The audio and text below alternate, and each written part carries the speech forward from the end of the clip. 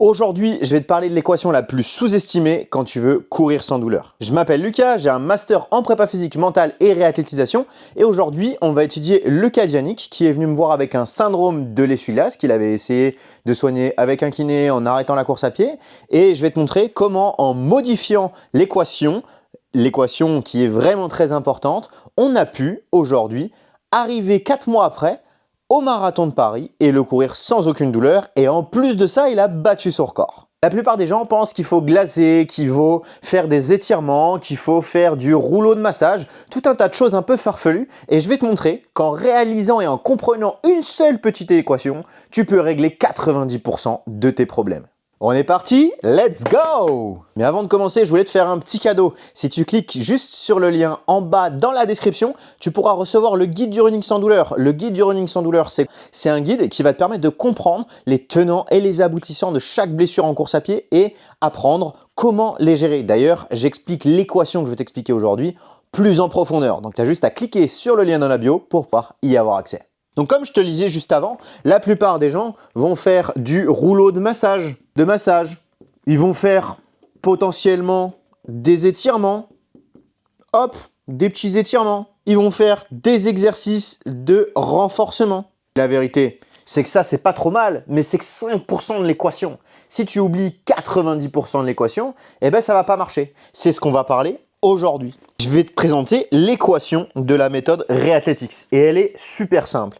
Cette équation, c'est l'équation de la charge d'entraînement. Et là, tu vas me dire, il fait des mathématiques, c'est imbuvable, j'ai envie de mourir.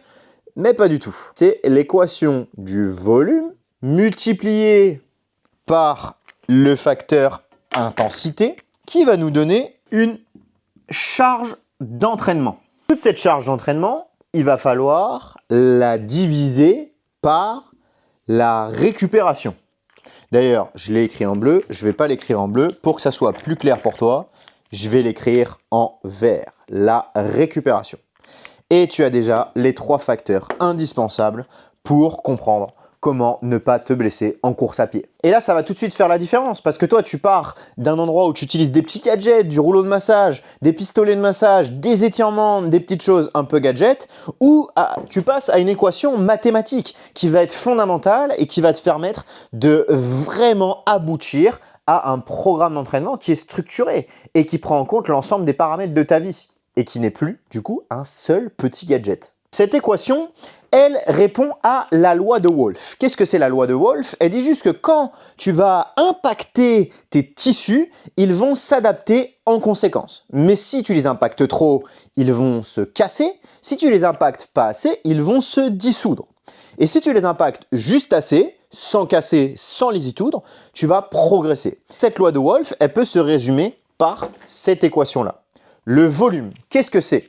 Le volume, ça peut être tout un tas de choses. Ça peut être le nombre de kilomètres que tu fais par semaine. Ça peut être le temps que tu passes à faire une activité. Tout un tas de variables. Mais c'est une quantité. Le variable intensité, c'est ce qu'on appelle une variable de difficulté. Ça peut être tes zones de fréquence cardiaque. 5. Est-ce que tu es en zone 4? Est-ce que tu es en zone 3? Est-ce que tu es en zone 2? Est-ce que tu es en zone 1? Et cette variable intensité, ça peut être aussi une variable biomécanique. Est-ce que c'est ta vitesse de course? Est-ce que tu vas à 5,30? Est-ce que tu vas à 7? Est-ce que tu vas à 8? C'est une variable qui est d'autant plus importante chez les coureurs expérimentés. Et tout ça, ça va donner une charge d'entraînement. Et il faut comprendre aussi que cette charge d'entraînement, elle va être plus ou moins impactée par ta récupération. C'est-à-dire que ta charge d'entraînement, elle va être mise en parallèle avec ta capacité, ta tolérance à charge d'entraînement. Imaginons que tu as une batterie qui est directement branchée sur 3 sous-systèmes. Il y a différents câbles juste ici. Le premier sous-système, on va l'appeler avec le feutre rose, j'adore le rose, on va l'appeler le sommeil. Est-ce que tu as une bonne qualité? Est-ce que tu as une bonne quantité de sommeil? Le facteur nutrition et hydratation. Est-ce que tu manges assez? Est-ce que tu as des bons macronutriments? Et je ne vais pas rentrer dans le détail parce que Antoine est le meilleur expert pour parler de ça dans la méthode Reathletics, la méthode avec qui je forme mes coachés. Et le sommeil, la nutrition, l'hydratation et du coup, le dernier point, le bien-être. Je vais mettre BS, le bien-être psychologique. C'est ta variable récupération. Plus tu as chargé ta batterie, c'est-à-dire que plus ta batterie est grande, imaginons que tu as un bien-être psychologique élevé, tu as une charge de batterie. Tu as une bonne nutrition, tu as 2 charges de batterie. Tu as un bon sommeil, tu as 3 charges de batterie. Donc, tu vas pouvoir respecter ta charge habituelle. 100. Impeccable. J'ai 100 de charge habituelle. Je peux m'entraîner comme d'habitude. Je ne bouge pas mon volume et mon intensité. On augmente progressivement de 5 à 10% chaque semaine. Tout va bien se passer. Par contre, si j'enlève une variable sommeil, et bien là, je vais être obligé d'avoir une batterie qui, elle, sera à 90. Et je devrais accepter de ne plus progresser. Si vous avez compris cette équation, vous ne vous blesserez plus. Et il suffit d'adapter en fonction de votre capacité de sommeil, de votre capacité de nutrition, de votre bien-être psychologique et de votre environnement, votre quotidien, votre récupération, par rapport à votre capacité d'entraînement.